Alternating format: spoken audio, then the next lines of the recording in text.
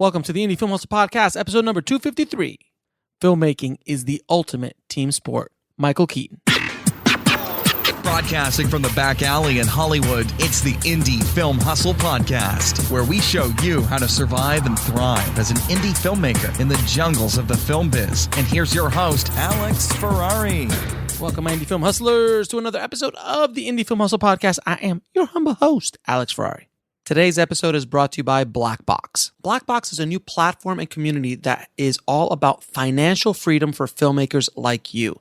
If you join Blackbox, you will be transformed from being a worker to being a maker of your own content. And you'll be making steady passive income from the global market. Blackbox currently allows you to upload your stock footage once, get it to many global agencies, and then allows you to share that passive income stream with your collaborators. Whether you want to submit old footage that's been sitting around in your hard drives or create brand new content, Blackbox is for you. It's really quite revolutionary. With Blackbox, filmmakers can concentrate on making great content while Blackbox takes care of all the business BS. Just visit www.blackbox.global to find out more. Today's show is also sponsored by Studio Unknown. Studio Unknown is a crack team of audio post professionals known for quality sound on any indie budget. Whether you need a lush surround sound mix or a quick festival submission pass, Studio Unknown can help you with all of your post sound needs, from sound design and mix to Foley, ADR, and even a custom score. Contact Studio Unknown and mention the Indie Film Hustle Podcast, and you'll get 50% off one day of ADR or 10% off your complete post sound package. Just go to studiounknown.com. I hope you guys are ready for some inspiration today, because today's guest is Elizabeth Blake Thomas, who is a writer, producer, director who has just directed 6 feature films in 2 years. And the kicker is she didn't go to film school. She didn't know anything about the film industry per se before she got into it, though she had been around the entertainment industry for 30 odd years in plays and working with actors and things like that, but she had never shot a feature film or even a short film. And she just hit the ground running, learned what she needed to learn, and started making movies. And not only did she make movies, these aren't like movies that she pulled, $5 out of her pocket to make. She had them financed and sold and continues to make more and more movies. And if that's not enough, she has 2 or 3 feature films in prep as we speak that she's going to shoot back to back. And we'll get more into that in our conversation. But I heard this story and I reached out to Elizabeth because I was like, I got to get her on the show. I got to get this inspirational story to the tribe, because I want you guys to understand you can't put obstacles in front of you. You can go out and do it. And it doesn't matter if you're not educated in filmmaking. You learn along the way. As long as you have the will to learn, you can make it happen. Please enjoy my conversation with Elizabeth Blake Thomas. I'd like to welcome to the show Elizabeth Blake Thomas. Thank you so much for being on the show. Oh, thank you for having me, Alex. It's an absolute treat. Treat to be here. Thank you.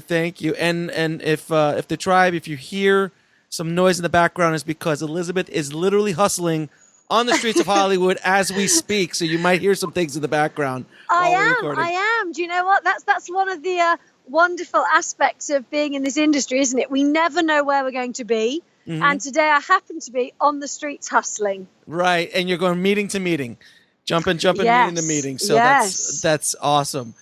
So I wanted to have you on the show because I read an article about you on Stage 32 about how you were able to make 6 feature films in 2 years, which is a feat in itself. So that's the reason why I wanted to bring you on the show, because I wanted to hear your story. And you have a very unique story and a very unique background. So before we get started, first of all, how did you get into the film industry in the first place? Well, I was a theatre director back in the UK. I ran my own theatre company from about 16 years old. And I love that side of things. I love characters. I love actors. But I'd never considered the film industry. I think coming from the centre of England, theatre was something that we all, loved. We did it at school. It was something that was obtainable. And you had the West End. Film just didn't register with me until my daughter was nearly 5 years old. and got a lead in a TV show. And then she kept being given these wonderful opportunities to be in films. And I would be on set and I would be naturally immersing myself in this environment. But again, in all honesty, didn't register with me that was possible. Mm-hmm. And then Isabella, my daughter, got offered the opportunity to be in LA. And I was like, wow, this is Hollywood. This is fun for her. Again, nothing to do with me. Right. And I kept being asked on set to help out. They kept seeing me instruct Isabella or kind of have an understanding of what was necessary in a way, producing on a very simple level. Mm-hmm. And so I thought to myself, this is quite fun. Maybe I should do something for my daughter. Mm-hmm. So I produced just a short for her, and it went really well. And it was a very good friend of mine, Sean, said to me, you should be a film director. And I said, how do you do that? And he said, you just say you are. And I thought, okay. What a ridiculous business we are in. Yeah. But I would like to make sure that there's a caveat of understanding that this wasn't just that I was some random, I don't know, let's call it a swimming pool maintenance person, sure, never been involved in any form of industry. Right. It was a shift, a big shift, but a shift that was within something I understood. Right, exactly. You've been a theater director for a long time. You've worked with actors for most of your career, so you knew that part. So now all you needed to learn was the technical aspects of things, of actually how to work within the medium of film. Absolutely, and of course that is never ending. You never learn everything. Never. And so I think that's what gave me the courage to do it, because I thought, well, I don't have to turn up to this job knowing everything. Mm-hmm. I know what I like. I can use my own insight to what I already know. And if I surround myself with incredible, knowledgeable people, then that might work. My God, that's actually smart and intelligent and logical, as opposed to so many first-time directors who hire first-time DPs, first-time production designers, first-time grips. Like, you're like, why would you do that? Hire people who are smarter than you and have more experience than you, so you can learn from them. Yeah, always. I always surround myself with people that are much, much more intelligent than me. And that is the sign of a good leader and a good director. People who feel you feel comfortable in your own skin. You don't have to prove yourself. So that's why you're hiring people who know more than you in their departments, so you can learn from them. And that's why your films come out good. Definitely. And don't get me wrong, we started with a very basic crew of 10 people and it grew to 35. So everybody learned along the way. I kind of took everybody under my wing and said, do you want to join me for this crazy ride? They did. Now, speaking of the crazy ride, did you set out to do 6 features, or did it just happen to be that you'd made 6 features in 2 years? Oh, that's a good question. Mm-hmm. Again, I was given a great piece of advice that once you shoot your first, move straight on to your next one.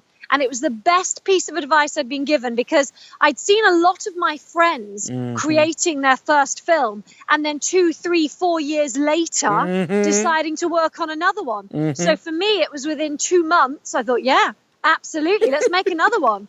So I did. And then from that one, I naturally found an exec producer who wanted to fund the next one. Mm-hmm. And I said, okay, well, listen, if you're going to give me that amount, I could make 2 for it if you give me a bit more. So I made 2. And then suddenly I was able to make the next one and then the next one. And it's a lot of hard work. And I often laugh because I am absolutely exhausted all the time. But I'm on such a high the whole time that it kind of, outweighs each other. No, because I know. Look, I've directed a few features myself. I understand the amount of energy it takes to direct a feature film, let alone to prep it, let alone to write it, let alone to do the post on it. Are you done with the first film when you're starting the second? Or are you still kind of in post? Well, I mean, I will say I basically had 6 babies over 2 years. That's how it feels. You're birthing a baby every time. No, they did coincide, which again is always fun. We'll be right back after a word from our sponsor. And now back to the show. And in fact, one of the days I was finishing shooting one film, and the next day I was screening my other two back to back at an arc light, and we were finishing them. I really That's do insanity. put my crew under some pressure. That's insanity. I know. But if you don't make yourself accountable, I mean, I do work in extreme conditions, but you make yourself these deadlines and dates. I find that you stick to them. Well, yeah, when you have no choice like that, absolutely. Yes. Who wants choice? I mean, now, so how did you finance the first one? And tell me the financing strategy behind all six, because as I'm sure a lot of people are like, where did she find the money for these things, and how did that come about? Absolutely. Well, the kind of, again, the caveat behind, I got 6 films funded, needs to be taken back to, many years ago, when I was able to learn the skill of networking. Networking, being around people, being a good person. Because what I didn't realize was my films were funded from people that I met just by being a good person 5, 10, 15 years ago, maybe even a wee bit longer, and not knowing that then. I didn't even know I was going to end up in the industry. So it's very important, I think, that people understand the skills of networking, being a good person, and having a good heart. And that might sound a bit naff, but it's very important that I get that across. And so then so those people financed you basically went after financing for your first film, and you said, hey, I'm going to make my first feature film. Can you give me some money to make it to somebody? Well, this was a wonderful lady who actually had been a location for a film that my daughter had been in, and they actually really liked the people that had this location really liked my daughter and myself, and I just stayed in contact with her. And then when I thought I was going to do something with Isabella, I remember she said if I ever wanted to approach her about something, I should. And I did. And I thought I was going to get, about $5,000, which for your first film, I was quite excited by. Right. And then she actually said, hold on a minute. No, I want to produce. I've got a story to tell. Do you want to make this? And here's a lot of money. And so I did. So my first film was actually funded brilliantly by this wonderful individual. And I was able to work with my crew for the first time. But the thing that then got me onto that next one, again, was, okay, I need to make another film. How do I fund that? And actually what I did is I approached 6 friends who all had children, who were all proper actors and wanted to be in the industry. And I said, if you all give me, and myself included, 4 or 5K each, I can make a feature film. So we put this together. And again, I use the same crew, but I make it a fun experience. So it's an enjoyable thing to be part of. And all the friends and all these wonderful people said, I'll help, I'll be in it. So we shot that film.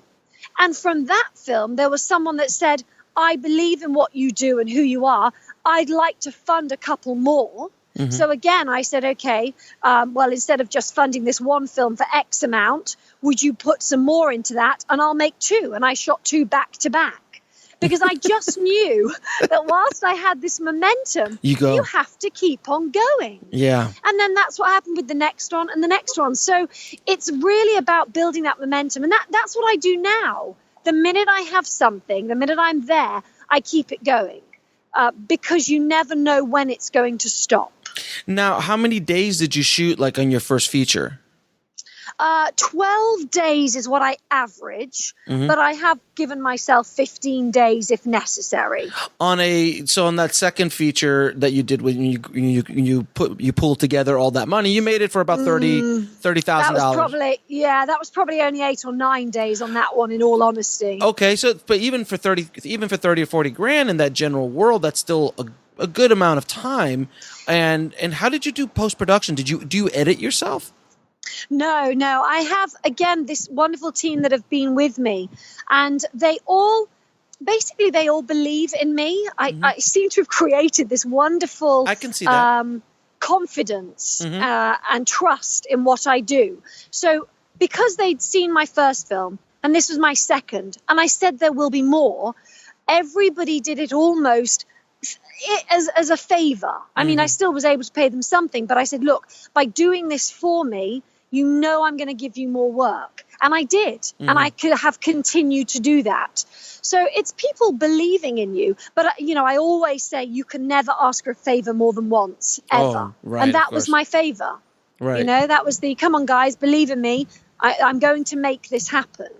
And you cashed in that favor and then followed up with more and more work. Definitely. And then just built from there. Yes, definitely. And we have this wonderful little team now that I love and adore, and we're very much like a family. And then they work hard. And you've made 6 of them. You're already in pre-production for the 7th one. Well, I'm in pre-production for 2. I'm shooting back to back in 2 weeks' time. Of course. Of course. Why wouldn't you be? You should be shooting right now. You should be shooting right now. I know. I'm sorry. I'll get my camera out. I could be shooting myself doing this. I mean, seriously, that's a scene. I know. I'm letting it down. I'm letting the whole side down. No, those 2 are very simple features. They are being shot over, 5 to 6 days each, one single character. They're very artistic. They're very experimental. I'm working on these 2 subject matters. One is a death of a child and grief. And the other one is your kind of coming of age, being a 15-year-old teenage story. So those 2 I'm shooting in the next couple of weeks. And then after that, I'm actually in the script development. So they've been all developed so far. So I've got 6 scripts that I will then shoot over the next, I don't know, what should I give myself? I say 12 months. 12 to 18 months? I say 12 to 18 months. I mean, come on. Yeah. I mean, you've been a little bit lazy. I mean, 6. I know. Let's push yourself. Sorry. Let's push yourself a little bit. So well, I did have a book that came out as well. Yeah, I was going to write that in the middle. I was going to talk about your book in a little bit. Okay, so what is your writing process for these books? I mean, for these movies. It's very technical. It's very technical. I write a vomit draft. Okay. So again, surrounding myself with excellent people, I seem to have a plethora of ideas. I don't know why. They just come to me, titles, concepts, ideas. I will write a vomit draft, which is a very bad version of a screenplay. And then again, I've surrounded myself with excellent screenwriters and support. And I find there are certain people that take on those certain scripts. So I have somebody that's currently working on the family comedies. I have someone that's working on, the serious version of something or whatever it is. I have 3 or 4 screenwriters that then help and support me. That's insane what you've been able to do. I mean, it's literally insane. It really, really is. Now, the big question I have for you, distribution plan. It's great to make movies, and a lot of people can make them, but can you make money? Can you sell them? How are you getting your money back? How are you making profit for your investors? And how are you distributing these films?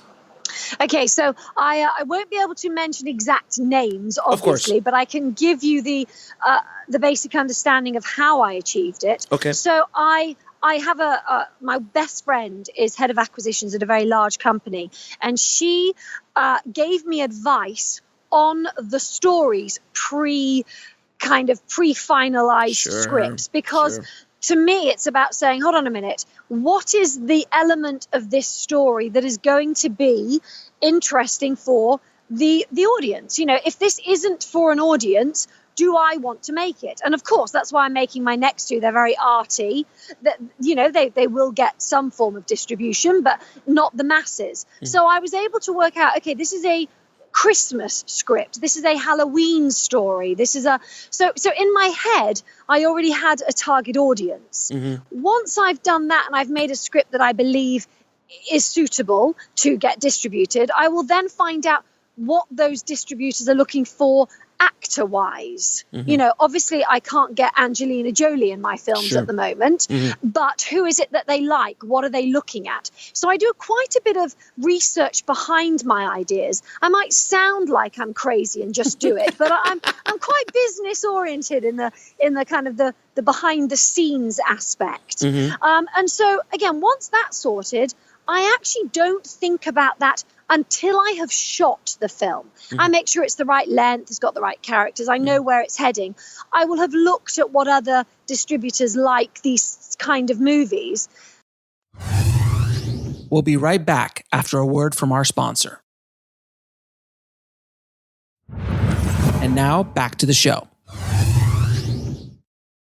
And then the world nowadays is so different. I don't have expectations on things being able to get out theatrically unless you have certain elements, you know, that's great, but they don't have to be nowadays. Right. So if I make my budgets affordable, then the way the exec producers or financiers get their money back is because it doesn't take very long for those films to recoup that money because of all the various platforms. So each film actually is with a different sales agent, distributor. There's nothing that's the same. And in fact, my next films, every single one has got a different producer behind them. Again, enabling me to have a different market, different target audience. And then basically because you've now proven yourself 6 times over, it's becoming easier.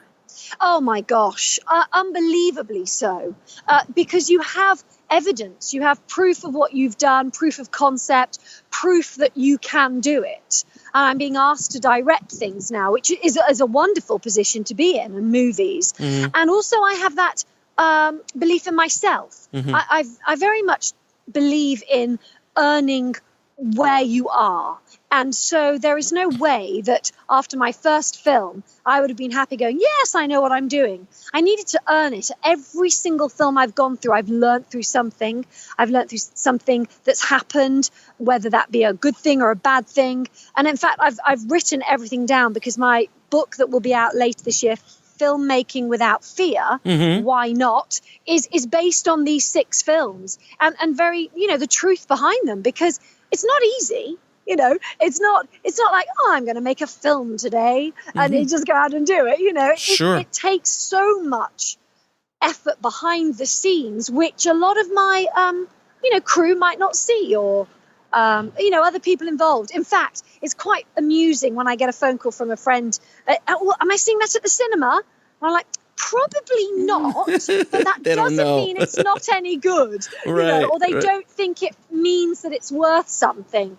And we have all these platforms now that make everything so much more obtainable for us all. I mean, there's thousands of movies made a year, only 50 or 100 make it to the theater, if that. Exactly, if that. That's insane. Yeah. So basically, you are the personification of what I preach. You are the personification of indie film hustle. Without question. I mean, you've basically done everything I preach about. You have a system in place. You keep your budgets low.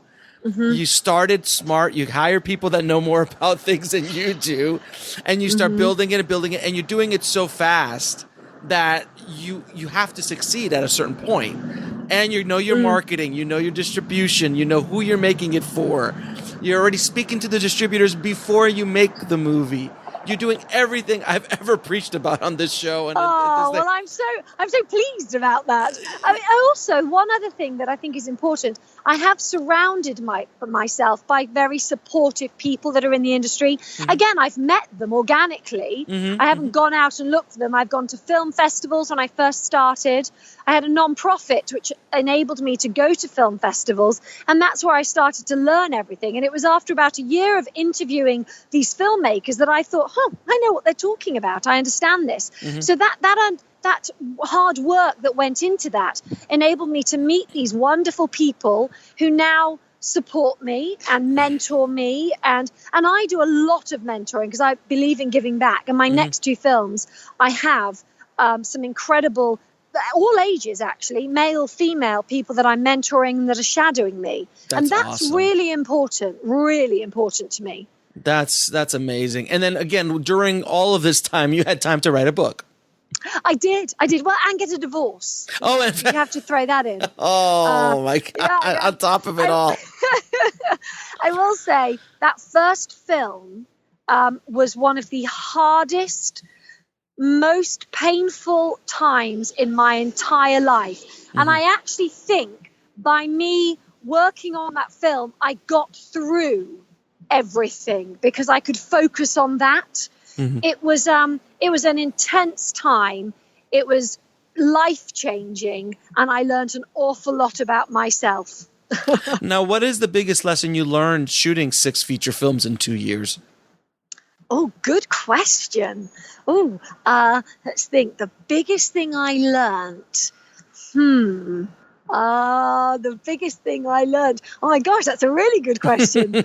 I mean, because every time I did something, I learned something. Mm-hmm. I think it was definitely maybe to have the belief in who I am and what I do. Mm-hmm. Because if you can have that, your team respect you and follow you. And I have a very definite way of running my sets. Mm-hmm. They're very holistic. It's very family oriented. Mm-hmm. I try to be environmentally friendly. I think having set myself the way I do things and having belief in that, mm-hmm. I think that's what I learned was okay to do. And I'm very happy to say it works. I mean, again, changes can happen. Of course. But that belief, I think, in who you are and what you're doing. Now, what drives you to hustle as hard as you are? That's a very good question. I mean, seriously, because people ask me that all the time. They're like, why do you do this? I'm like, I do it because I have to. I have no other choice. Yeah, I get it. And everyone's going to have a different answer. I mean, there's a deep psychological reason behind it, as well as a much simpler reason. And the deeper psychological reason is that I feel, due to various experiences in my life with various fathers and things that have happened to me and mm-hmm. friends, mm-hmm. that I needed to prove myself. Mm-hmm. And that was that can be a negative thing if you're doing it for other people. So I was able to shift that over time to know that I do it for myself.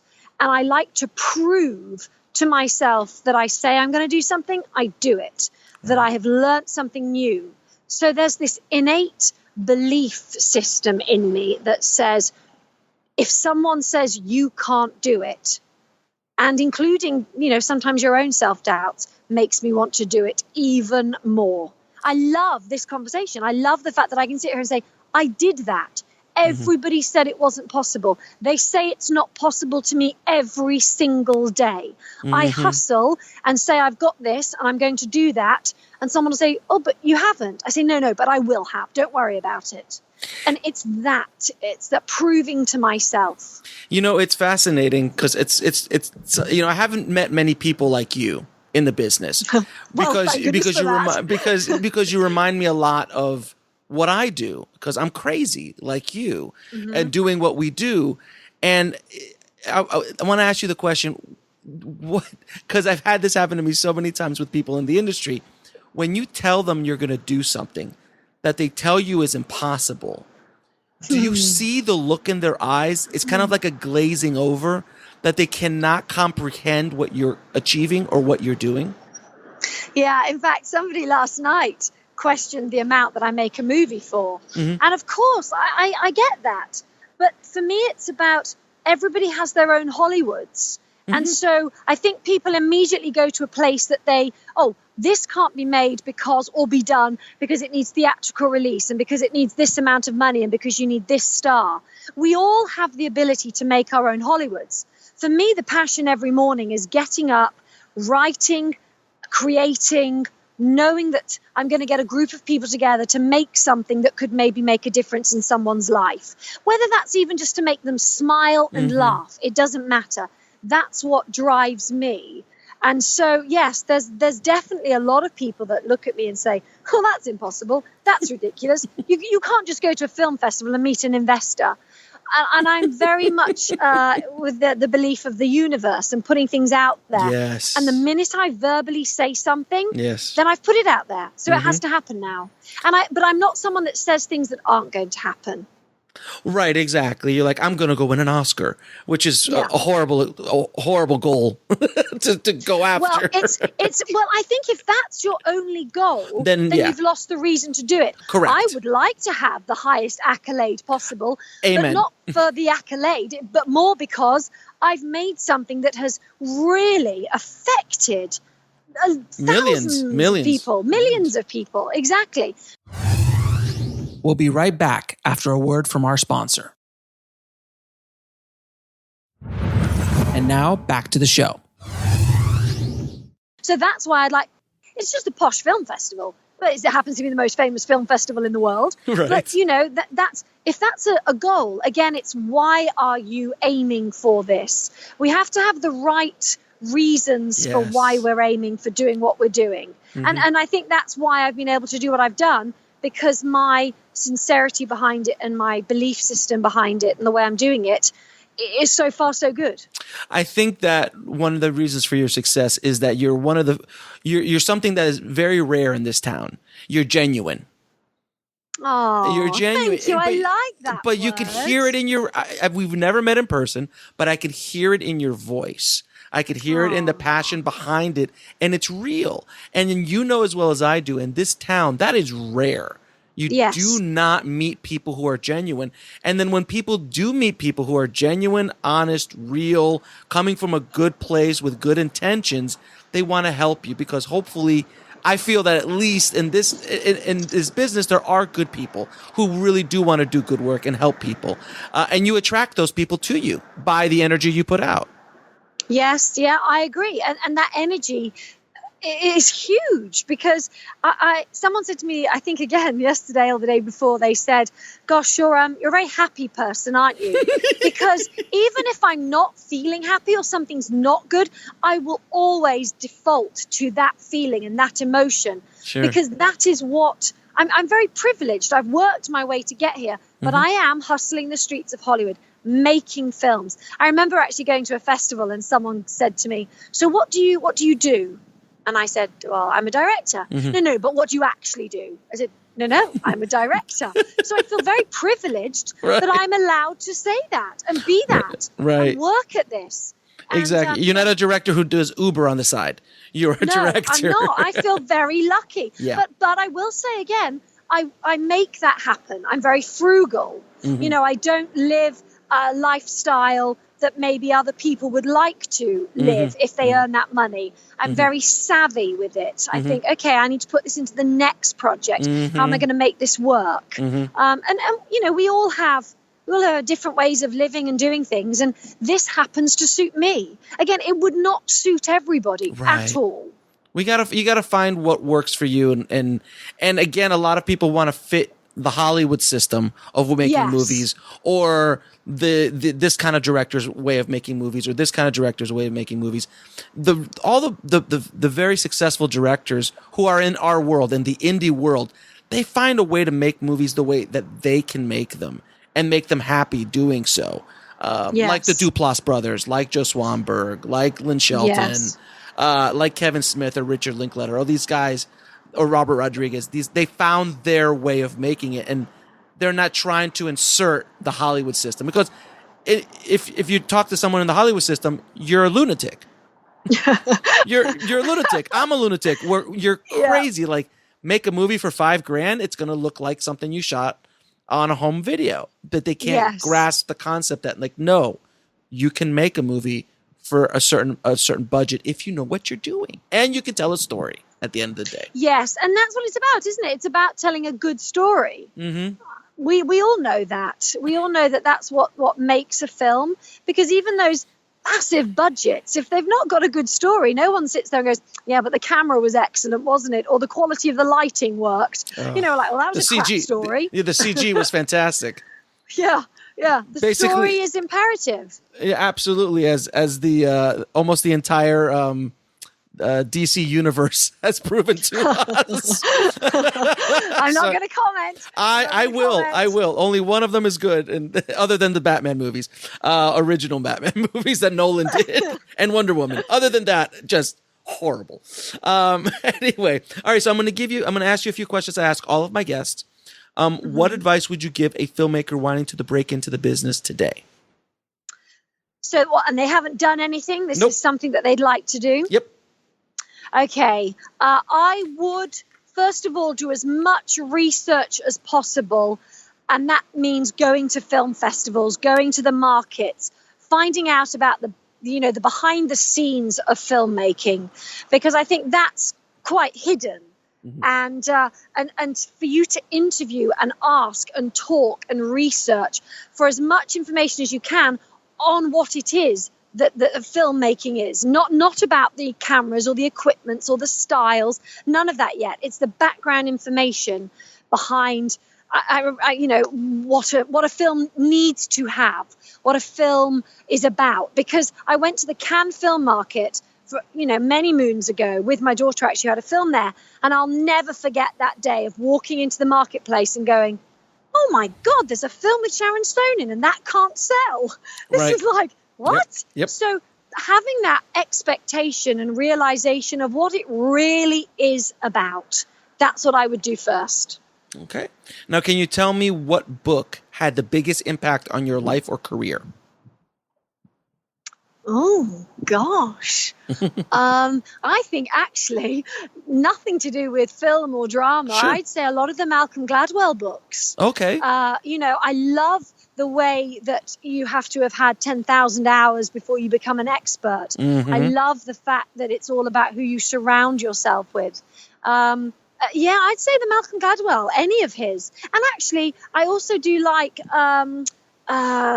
he's called Ken, and he wrote a book about education, because the whole point I think it's Ken Livingstone, but I think also might be my ex mayor of London. I don't know. Anyway, he wrote a book about how education has an impact. So for me, that actually helped me bring up my daughter. And I do things very differently. She writes screenplays with me. We have mother and daughter entertainment together. She's only 15 and a half. And to me, it was about creating something bigger than the norm, what everybody does, and going to school. So I think Malcolm Gladwell and Ken something or other. I'll remember it. We'll put it on your blog. We'll put it on the in the show notes. Now, what lesson took you the longest to learn, whether in the film industry or in life? Cool, you've got good questions. Thank you. I wish you'd sent them to me previously. I don't often. I want to hear what you think. I know. Okay, a lesson. Well, I have to say, I am always learning. And I would say that even yesterday and the day before and today, I've learned a new lesson. One of the most recent ones was about my words, actually really thinking about how a word has an impact on somebody. That's in life as well as on a script.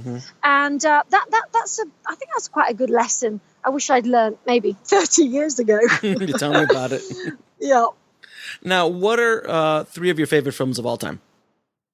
Oh, you're going to laugh. No, okay, go for it. So Gone with the Wind. Okay, cool. Okay. Probably it's a difficult one between Sound of Music, Mary Poppins, Chitty Chitty Bang Bang, but I like all of those. Why does all of those make sense? I have no idea. Yeah. They are wonderful. And then I would also say, I probably like Midnight in Paris. That is a good movie. I love that movie. Yeah, do you know, because I just love that era. And then, I know you said only 3, but I do like all the old Gérard Depardieu movies. They really affected me growing up. Manon des Sorts and Cyrano de Bergerac. And yes, I loved those. Awesome. Now, Elizabeth, where can people find you online? Online, I was going to say in Hollywood. I'm everywhere. Yeah. Where are you right now? Right now, exactly. Sunset Boulevard. Actually. Yes, exactly. Well, I have an Instagram at Elizabeth_B_T. I have a Facebook, Elizabeth Blake Thomas. My website, elizabethblakethomas.com. Mother and daughter entertainment, and all my details are there as well. Fantastic. And I'll put all those links in the show notes. Elizabeth, it has been an absolute pleasure talking to you. You are an inspiration Hopefully you've given a lot of inspiration to the tribe to prove that you can do it and not to be afraid of doing it.